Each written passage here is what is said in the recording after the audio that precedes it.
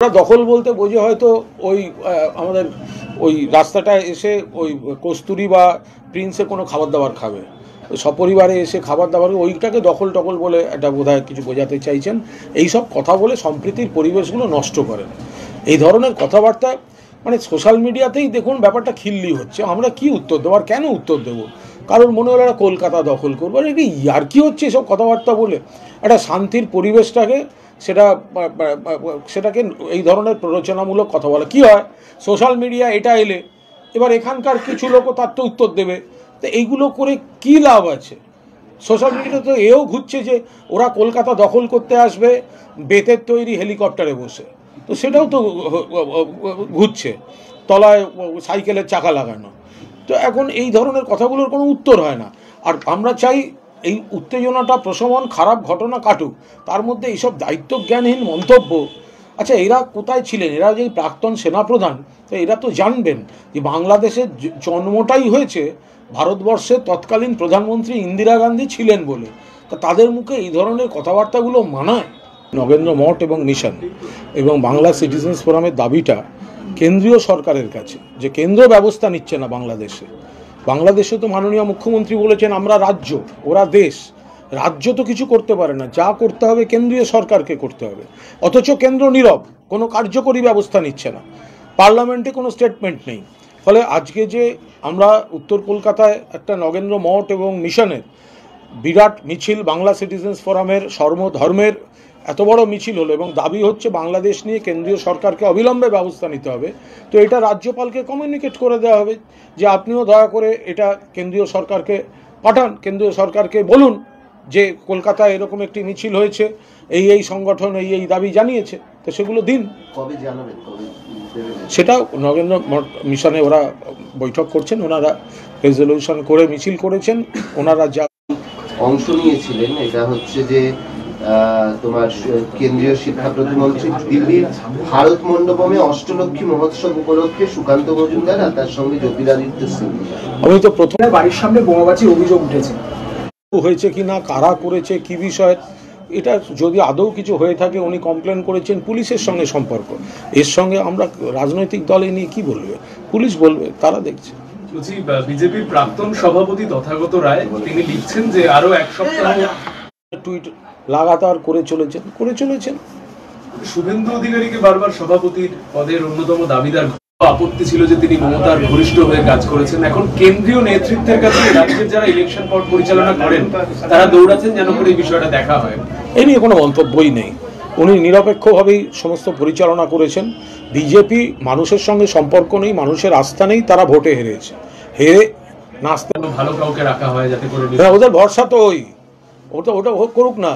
ওই বিজেপি দুটো পথ ঠিক করুক, একটা হচ্ছে কাউকে রাজ্য সভাপতি করবে ওদের, আর আরেকজনকে ঠিক করুক কাকে ওই নির্বাচনী আধিকারিক এসব করবে, যদি ওদের অতই শখ।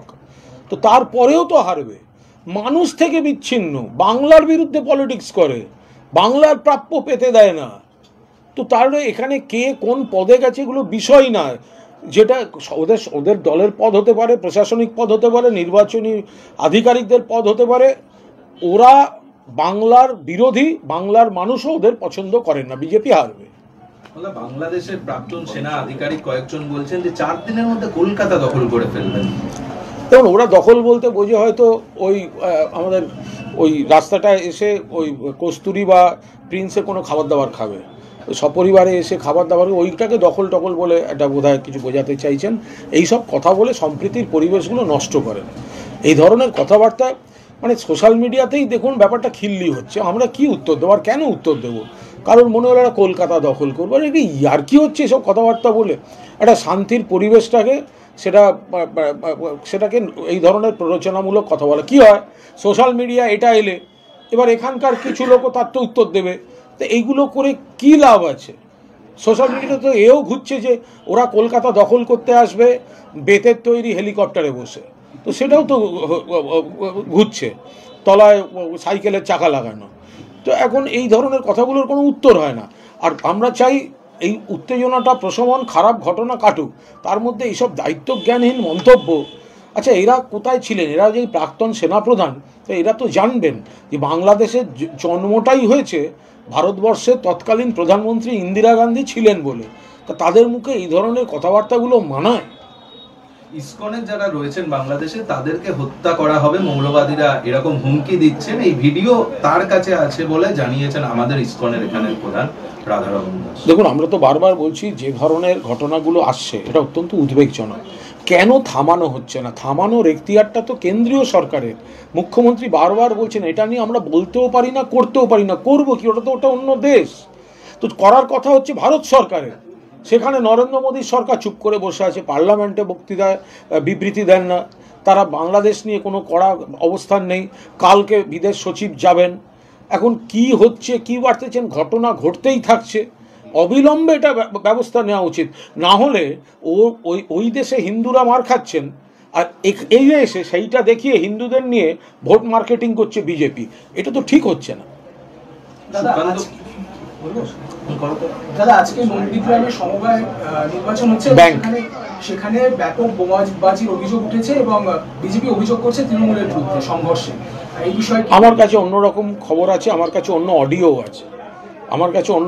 আছে। কি নাম ভদ্রলোকের, যে বিজেপির কিভাবে হুমকি দিচ্ছে, সেই অডিও আমার কাছে আছে। এই মুহূর্তে সেটা আমি করছি না, কিন্তু আমি বিজেপির এক নেতা, এবং সেই অডিও হয়েছে, সেটা নিয়ে থানাতে কাল রাত্রেই অভিযোগ দায়ের হয়েছে।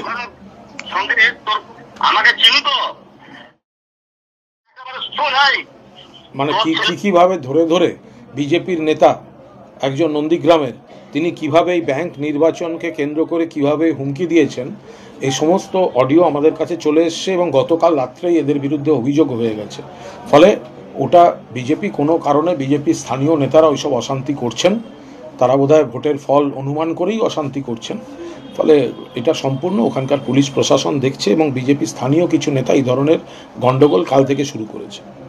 আজকে সকালে সুকান্ত মজুমদার এক্স মাধ্যমে কলকাতার 7 মাসের শিশু এবং মুর্শিদাবাদের এক 5 বছরের শিশু কন্যার ঘটনা তুলে ধরা বলছেন যে মমতা বন্দ্যোপাধ্যায় অন্য রাজ্যের দিকে না তাকিয়ে এই রাজ্যের দিকে তাকালেই তো বোঝা যাবে যে অন্য রাজ্যের থেকে কতটা ভালো আছে। সুকান্তবাবুকে বলবো, অন্য রাজ্যের দিকে তো তাকাতে হবে, তাতেই তো তুলনায় বোঝা যাবে এই রাজ্যে কতটা ভালো আছে। আমরা একটা খারাপ ঘটনাও চাই না, একটাও খারাপ ঘটনা চাই না। বাংলায় অতীতে যা হতো তার থেকে অনেক কমেছে, অন্য রাজ্যে যা হয় তার থেকে কমেছে, কিন্তু এগুলো না সামাজিক অপরাধ, মানুষের একটা বিকৃতি, পৈশাচিক একটা বিচ্ছিরি ব্যাপার। ফলে এই জায়গায় দাঁড়িয়ে আমরা এইটুকু বলতে পারি, পুলিশ প্রশাসন দেখছে। আর দেখলেন তো কুলতলিতে 62 দিনের মধ্যে সাজা ঘোষণা, ফাঁসির সাজা হয়ে গেল। ফলে অপরাধ হলে এখানে শাস্তির ব্যবস্থাও হচ্ছে।